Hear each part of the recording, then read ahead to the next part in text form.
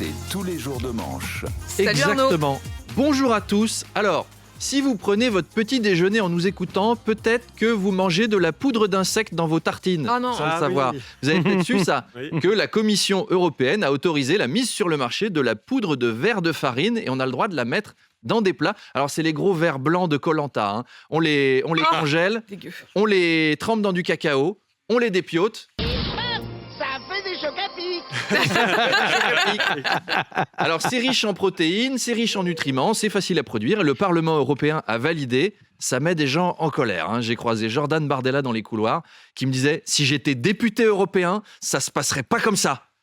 Mais vous l'êtes, non? Oh putain, j'oublie à chaque fois, j'y vais jamais en même temps. Alors, c'est pas des verres en entier, c'est de la poudre qui aura le droit d'être utilisée à 4% dans les pains et les gâteaux. Et Manu Le Chypre me disait dans les couloirs « Et pour faire l'accord mai-vin, tu prends un jus de cochenille fermenté, tu les presses à la main au-dessus d'un verre. » Voilà. Non, peut-être que Il y en ça a. vous dégoûte, mais en attendant, il y a bien des gens qui mangent des escargots et c'est pas plus appétissant à la base. Hein. Qu'est-ce qui est passé par la tête du premier qui a ramassé un escargot qui a fait « Hé, pourquoi pas ? Ça croustille !» Ouais, ça se mange pas comme ça. Alors, tant qu'on parle de croustillant qui fait pas envie, un duel croustillant s'annonce. Bruno Retailleau a annoncé sa candidature à la présidence des Républicains. J'aime beaucoup votre Bah transition. oui, la transition. J'ai eu 9,84 du juge aux Jeux Olympiques avec ça. Et Laurent Wauquiez, du coup, effectivement, il n'est pas content. Il avait prévu depuis 10 ans d'être l'homme fort de la droite. Mais alors, bizarrement, la stratégie Wauquiez, qui consistait, je vous le rappelle, à se planquer en Auvergne sans rien dire, tout en dépensant des fortunes d'argent public, notamment en repas pour lui et ses copains, le tout en nous donnant des leçons sur l'assistanat, eh bien, bizarrement, cette brillante stratégie n'a pas généré une immense popularité chez les gens.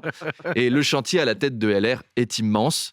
Tellement immense qu'ils vont voir débarquer Macron. J'ai décidé de reconstruire les Républicains en 5 ans. Tellement c'est tout pourri. C'est un parti sans trop de perspectives, il est vieillissant, il va falloir reséduire les jeunes, ce qui va pas être simple. Quel genre de jeunes tu veux attirer quand tout ce que tu as à offrir, c'est des tables rondes sur la fiscalité des PME ou la constitutionnalisation des nouveaux amendements du droit du sol animés par des boomers en pantalon moutarde, hein? Franchement, Charles, quand vous aviez 26 ans, vous rêviez pas d'être le prochain Xavier Bertrand, vous aviez d'autres aspirations.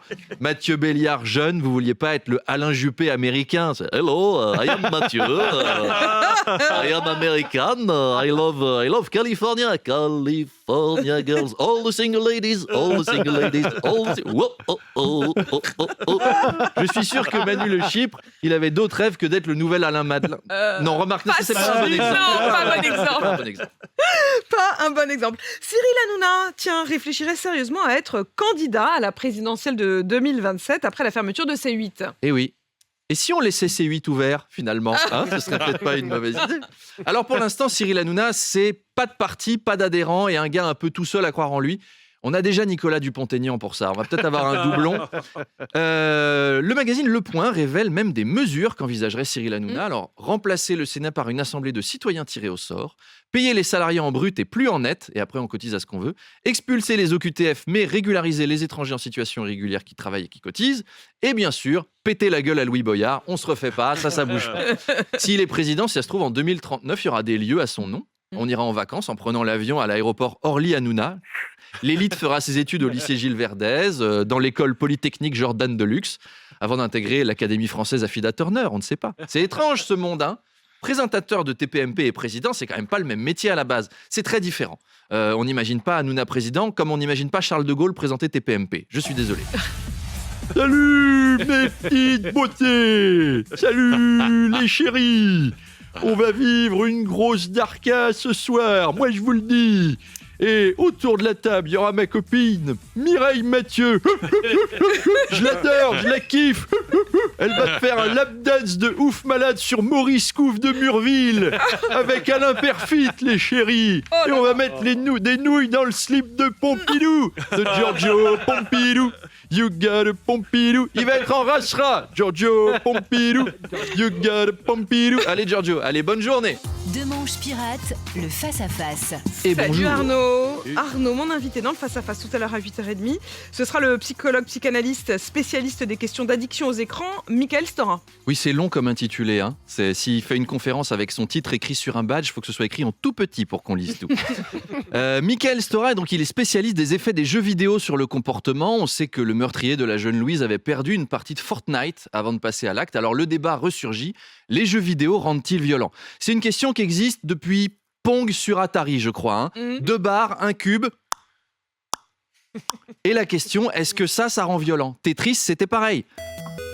On loupe une ligne, oh c'est chiant, ok, mais de là à sortir un Opinel, il y a quand même un... Moi perso, je suis beaucoup plus nerveux après avoir essayé de remplir un formulaire CERFA sur un site du gouvernement, genre impôt.pme.cerfa/déclarationtva.gouv.fr, plutôt qu'après 3 heures de jeux vidéo quand même.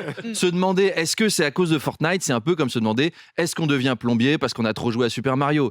Est-ce que Guy Georges avait perdu au flipper ? Tiens, quand t'entends... Hein ? Est-ce que Émile Louis était pas doué à Mario Kart ? On peut aller comme tout. Enfin, l'autre jour, il y a eu une rixe au foot.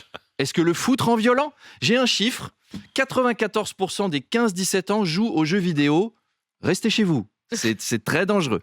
Donc, Michael Stora est également spécialiste du numérique. Et alors là, il y a une autre question. On peut quand même s'interroger sur l'attitude de certains crétins de Twitter. Leur premier réflexe a été 1. De donner des noms en pâture alors que c'était pas les bons, bravo les champions, et 2, d'aller farfouiller le compte Twitter de la sœur de la victime, de s'apercevoir qu'elle était de gauche, ce qui est assez banal, c'est une ado, il n'y a pas d'ado de droite, à part les jeunes avec Ciotti.